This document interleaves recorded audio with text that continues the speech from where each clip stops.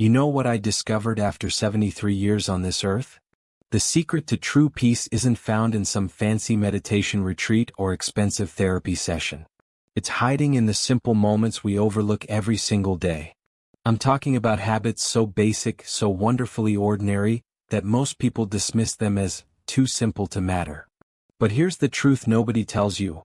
These tiny shifts can transform your golden years from surviving to truly thriving. Today I'm sharing 13 habits that changed everything for me and thousands of other seniors. And the best part? You can start any of them right now, right where you are. Welcome back to Elders Wise Insight. I'm your host, and if you're feeling overwhelmed by life's constant noise, if stress keeps you up at night, or if you simply long for more calm in your daily routine, you're in exactly the right place. These aren't just tips I read in a book somewhere. These are battle-tested habits I've lived with, struggled with, and ultimately embraced during my own journey toward peace. Some might surprise you. Others will feel like coming home. So grab your favorite cup of tea, settle in, and let's discover together how small changes create extraordinary transformation. 1. Start your day with gratitude, but make it real. Forget those generic gratitude lists that tell you to be thankful for health, family, and shelter. Here's what actually works. Every morning before your feet hit the floor, think of one specific thing that happened yesterday that made you smile. Maybe it was your grandson's silly joke over the phone. Not just, "I'm grateful for my grandson," but the actual moment when he tried to explain why chickens can't fly and his logic made absolutely no sense but his enthusiasm was infectious. Or perhaps it was the way afternoon sunlight streamed through your kitchen window and illuminated the dust particles dancing in the air, reminding you of the simple magic that surrounds us. The key word here is specific. When you get detailed about what you're grateful for, your brain lights up differently. Scientists call this savoring, and it's like switching from black and white television to full color. Instead of rushing past good moments, you're training your mind to notice and hold on to them. I started doing this after my wife passed 3 years ago. At first, finding something to appreciate felt impossible. But slowly I began noticing smaller things.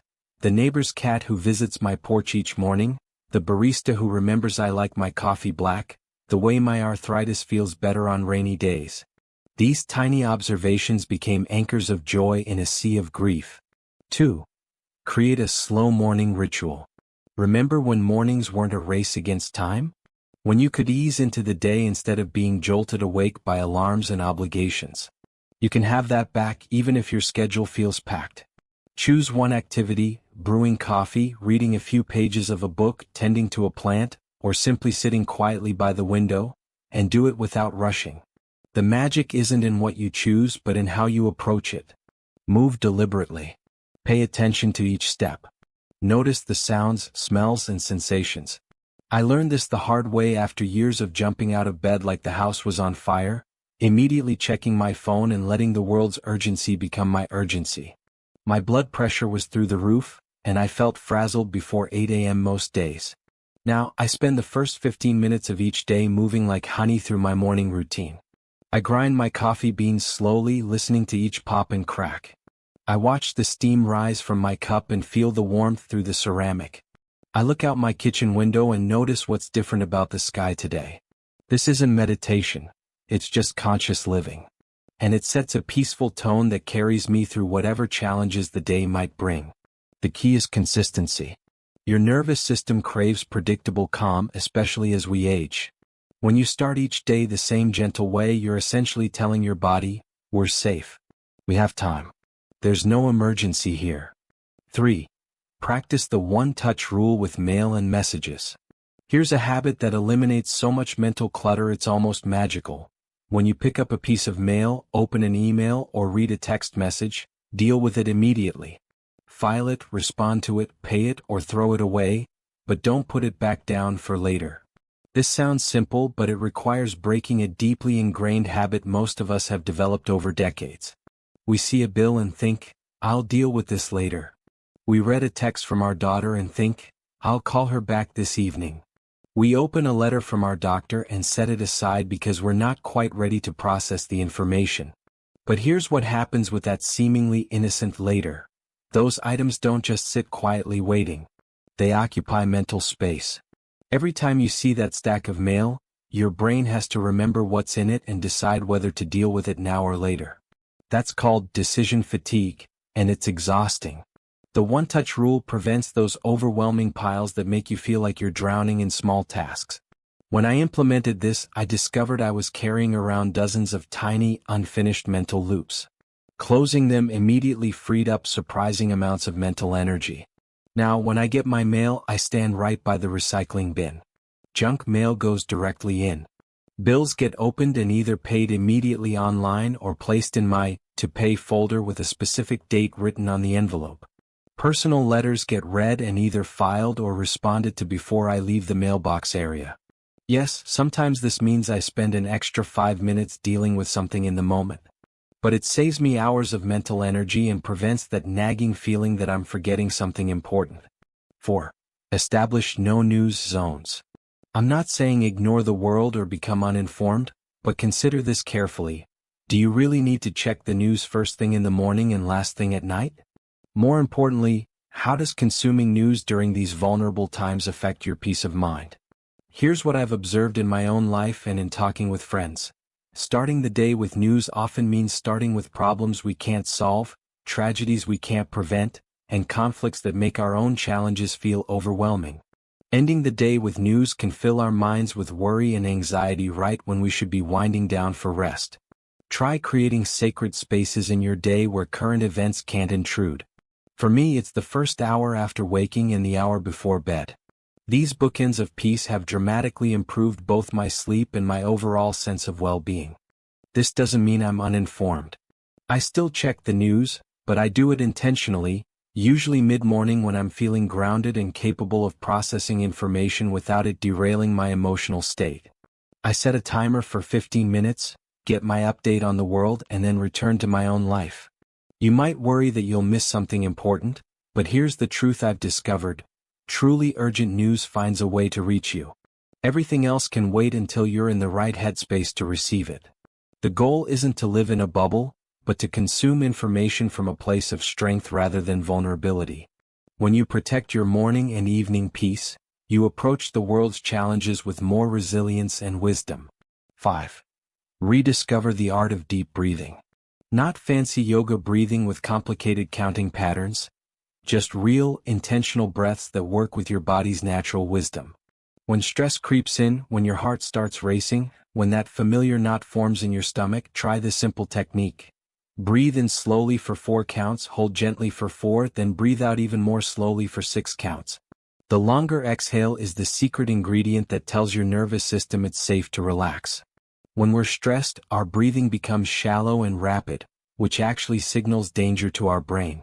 By consciously slowing and deepening our breath, especially that exhale, we're essentially sending a message, all is well. We can rest now.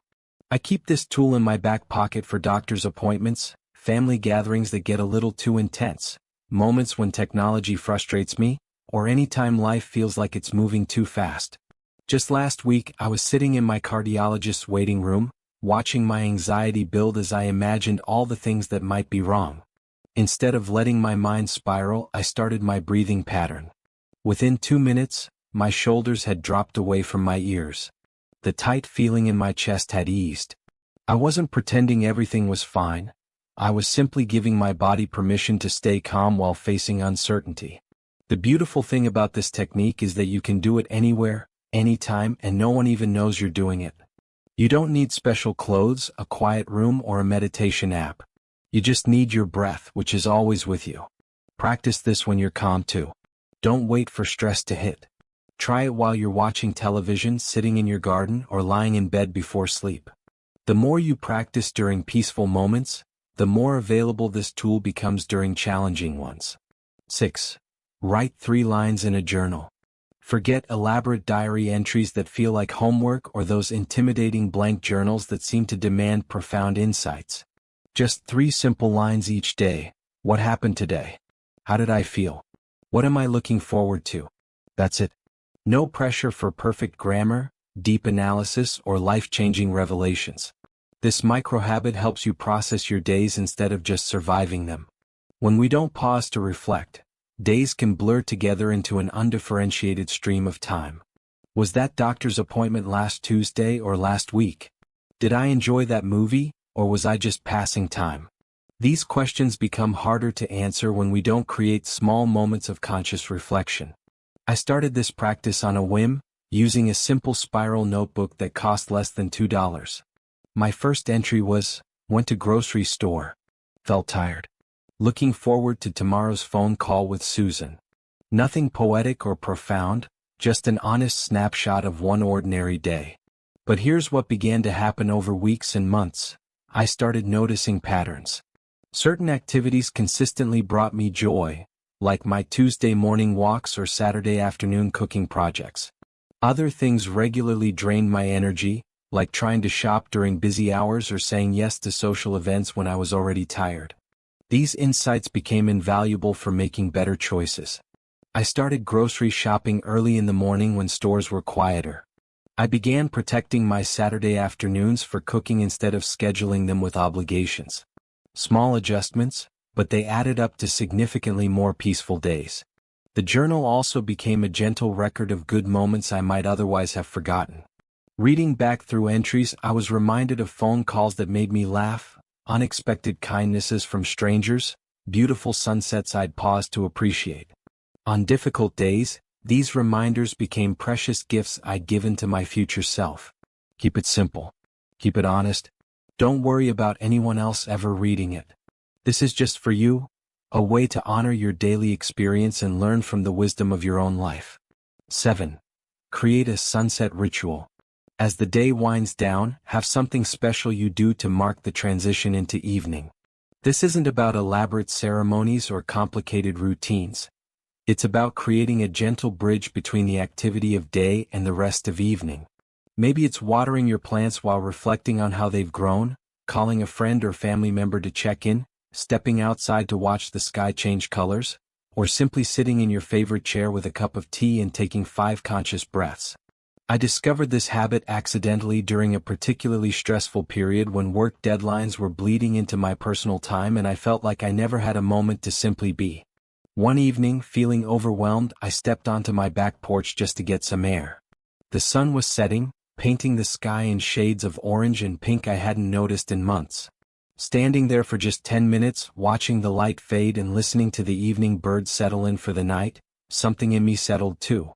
It was as if the day's urgency finally had permission to end. I wasn't solving anything or accomplishing anything. I was just witnessing the natural rhythm of one day becoming night. That moment taught me something important. We need rituals that help us transition between different parts of our lives. Without these conscious pauses, days can feel like they run together without beginning or end, leaving us exhausted and ungrounded. Now, every evening around 6 p.m., I step outside if weather permits. If it's raining or too cold, I sit by my living room window. I don't check my phone during this time. I don't think about tomorrow's tasks. I just watch the world shift from day to evening and let myself shift along with it. This ritual becomes an anchor point, a gentle reminder that each day is complete and you've done enough. It's permission to let go of whatever didn't get finished and trust that tomorrow will bring new opportunities for both productivity and peace. Number 8. Practice saying no with kindness. Here's liberating news that might take some getting used to. You don't have to explain, justify, or provide detailed reasons for your boundaries. A simple, "that doesn't work for me," or "I won't be able to do that," is a complete sentence. This can feel revolutionary if you've spent decades being the person everyone could count on to say yes. Maybe you've always been the one to organize family gatherings, volunteer for extra duties, or help neighbors with tasks they could handle themselves. The thought of saying no might feel selfish or unkind. But here's what I've learned after years of saying yes when I meant no. Resentment builds. Energy depletes. And ironically, you become less helpful to the people who truly need you because you're stretched too thin to offer your best self to anyone. Learning to protect your energy isn't selfish, it's essential. When you say no to what drains you, you're saying yes to what matters most. You're preserving your capacity for the relationships and activities that align with your values and bring you genuine joy. The key is kindness, both to others and to yourself. You can decline invitations warmly. "Thank you for thinking of me, but I won't be able to join you." You can refuse requests graciously. I understand you're in a bind, but I'm not available to help with that right now. Notice that neither response includes lengthy explanations about your schedule, health, or competing priorities. Those details, while possibly true, often sound like justifications and can invite negotiation or guilt trips. I started practicing this when I realized I was saying yes to social events that left me feeling drained rather than energized, volunteering for committees that frustrated more than fulfilled me, and taking on family responsibilities that others could easily handle. Each no felt scary at first, but it created space for more meaningful yes responses. Start small. The next time someone asks for something that doesn't feel right, pause before automatically saying yes. Take a breath. Check in with your energy levels and your genuine desire to participate. Then respond honestly, kindly, and without over-explanation. 9. Embrace productive puttering. You know that gentle wandering around your home, tidying a bit here, organizing a drawer there, folding a few shirts while listening to the radio? That's not wasted time. That's therapeutic movement that serves both your space and your soul. Many of us were raised to believe that unless we're accomplishing something significant, we're being lazy or unproductive. But there's profound wisdom in these moments of what I call productive puttering. You're caring for your environment while giving your mind permission to wander, process, and rest. There's something deeply satisfying about these small acts of care for your space. They're like meditation in motion. Repetitive, gentle activities that calm the nervous system while creating visible order around you. When you're dusting a bookshelf, your hands are busy but your mind is free to drift. When you're organizing a kitchen drawer, you're creating small improvements without pressure or deadlines. I've noticed that some of my best insights and problem solving happen during these puttering sessions. Maybe it's because I'm not trying to think. I'm just moving slowly through familiar spaces and my subconscious has room to work. These activities also create what psychologists call behavioral activation. Gentle movement that lifts mood and creates a sense of accomplishment without overwhelming demands. On days when larger tasks feel too much, puttering allows you to stay engaged with life at a manageable pace. The key is to approach these activities without judgment or urgency. You're not trying to deep clean your entire house or reorganize everything perfectly. You're simply spending time caring for your space the way you might spend time caring for a garden, a little attention here, a little there, with patience and gentleness.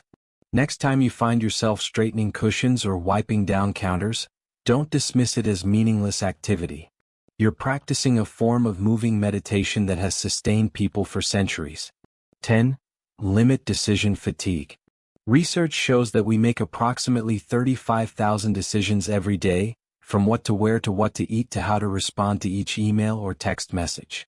By the time evening arrives, our decision-making capacity is often completely depleted, which is why choosing what to watch on television can feel impossibly overwhelming after a busy day. The solution is to simplify recurring decisions by creating default choices, predetermined responses to situations that happen regularly in your life. Maybe you always order the same thing at your favorite restaurant, eliminating the stress of menu browsing. Perhaps you designate specific days for specific activities. Mondays for grocery shopping, Wednesdays for doctor appointments, Fridays for social calls. I've applied this principle to many areas of my life. My breakfast is almost always the same: oatmeal with berries and a cup of black coffee. This isn't because I lack imagination, but because starting the day with an automatic choice preserves mental energy for decisions that actually matter. I also wear similar clothes most days: comfortable pants, simple shirts and colors I like, the same comfortable shoes. Steve Jobs famously wore nearly identical outfits for this exact reason. When you reduce the number of small decisions you make daily, you preserve mental energy for choices that align with your values and goals. This doesn't mean eliminating all spontaneity or variety from your life. It means being strategic about where you spend your decision-making resources. Save your mental energy for choices about how to spend time with loved ones, which books to read, how to respond to challenges, or what new experiences to pursue. Other areas where default choices can create peace: having a standard grocery list for regular items, setting consistent bedtimes and wake-up times, choosing default responses to common requests, Let me check my calendar and get back to you. And establishing routines for daily activities like when to check email or return phone calls. The goal isn't to live on autopilot, but to create enough structure in routine areas that you can be more present and intentional in the areas that truly matter to you. Number 11. Practice the 2-minute rule. Something takes less than 2 minutes to complete, do it now. Reply to that text message, file that document, wash that dish, make that quick phone call, put that item back where it belongs. This simple rule prevents small tasks from accumulating into overwhelming mountains of undone things. The beauty of this rule lies in its simplicity and immediate impact. Most of us underestimate how much mental energy we spend tracking incomplete tasks. Every time you see that unwashed coffee cup, your brain has to process it. I should wash that cup. I'll do it later. I hope I remember to do it later. Why didn't I just wash it when I was done with my coffee? This mental tracking is exhausting, even though we're barely conscious of it happening. It's like having dozens of tiny programs running in the background of your mental computer, slowly draining your cognitive battery. The 2-minute rule eliminates this drain by closing these mental loops immediately. When you receive a text that requires a simple response, answer it right away instead of thinking, "I'll respond to mom later." When you finish eating, wash your plate immediately instead of adding it to the pile of dishes you'll deal with later. I learned this rule from productivity experts, but its real value isn't about getting more done. It's about mental peace. When you handle small tasks immediately, you prevent them from becoming sources of low-level stress and guilt. The key is being realistic about what actually takes 2 minutes. Replying to a simple text usually takes less than a minute. Filing a document takes 30 seconds. Hanging up a jacket takes 15 seconds. Making your bed takes 2 minutes. Wiping down a bathroom counter takes 1 minute. However, don't fool yourself into thinking complex tasks fit this rule. Paying bills might take 2 minutes if you're already logged into your bank account and have all the information ready, but if you need to gather documents and set up payments, that's a longer task that deserves dedicated time. Start paying attention to how often you put off truly quick tasks. You might be surprised at how much mental relief comes from handling them immediately. 12. Create connection rituals. Whether it's a weekly phone call with your sister, a daily wave to your neighbor across the street, or a monthly coffee date with an old friend, consistent small connections combat loneliness and build the kind of community that sustains us through life's challenges. These don't have to be grand gestures or lengthy conversations. Sometimes the most meaningful connections happen in the spaces between bigger moments. The brief chat with a grocery store clerk who remembers you prefer paper bags, the exchange of garden tips with a neighbor while you're both getting mail, the regular check-in text with a friend who lives across the country. I learned the power of connection rituals after my wife died, and I realized how much of my social world had been intertwined with hers. Suddenly, I was eating dinner alone, watching television alone, and going days without meaningful conversation with another human being. The silence was deafening. That's when I started being more intentional about connection. I began calling my daughter every Sunday evening. Not because there was anything urgent to discuss, but because we both needed that weekly touchstone. I started chatting with my mailman, whose name I learned was Carlos and who shared my interest in woodworking. I began greeting the regulars at the coffee shop and actually learned their names. None of these connections required deep intimacy or hours of time. They were simply regular acknowledgments of our shared humanity. But their cumulative effect was profound. I felt less isolated, more grounded in my community, and more aware of the web of relationships that surrounds us even when we're not paying attention. The key is consistency rather than intensity. A brief weekly phone call often matters more than an occasional long visit. A daily friendly nod to a neighbor creates more connection than sporadic lengthy conversations. Consider what small connection rituals might fit naturally into your life. Maybe you already have some without realizing it. The checkout person at your grocery store who always asks about your day, the friend you text when you see something that reminds you of them, the family member you call during your regular walk. These rituals become lifelines during difficult times and sources of joy during ordinary ones. They remind us that we're not alone in the world even when we're physically by ourselves. 13. Establish technology boundaries. Consider having designated phone-free times or spaces in your home. Maybe the dinner table is a no-phone zone, or you charge your devices outside the bedroom, or you have the first hour of morning and the last hour of evening as technology-free time. This suggestion often meets resistance because we've become so accustomed to constant connectivity that intentional disconnection feels risky. What if someone needs to reach us? What if we miss something important? What if we're bored without our devices?